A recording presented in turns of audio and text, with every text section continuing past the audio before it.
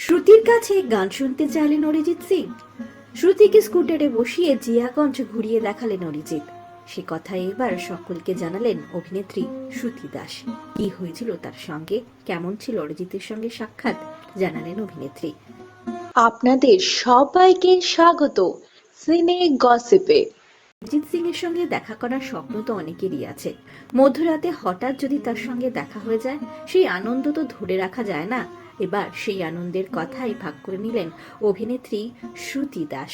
Share করলেন অরিজিতের সঙ্গে তার সাক্ষাৎকারের সুখবরের কথা। অভিনেত্রী পোস্ট করলেন তার সামাজিক মাধ্যমে। লিখলেন শ্রুতি, এই যে অরিজিৎ সিং আমায় স্কুটিতে গোটা জিয়াগঞ্জ দেখালেন, আজ আরে আ বারখারে শোনাতে শোনাতে। তারপর একটা দোকানে বসিয়ে আমার কাছে গান শুনতে চাইলেন। শোনালাম, কাঁদলাম, উনি মাথায় হাত বুলিয়ে আদর করে আশীর্বাদ করলেন। এই পর্যন্ত সব ঠিক ছিল। তারপরেই অভিনেত্রীর স্বপ্নটা ভেঙে গেল।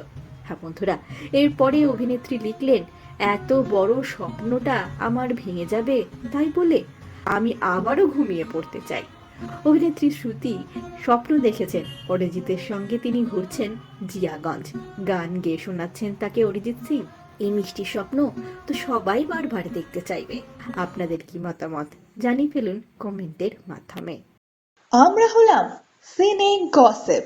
জুড়ে থাকুন আমাদের সঙ্গে, সাবস্ক্রাইব করুন আমাদের এই ইউটিউব চ্যানেলটি।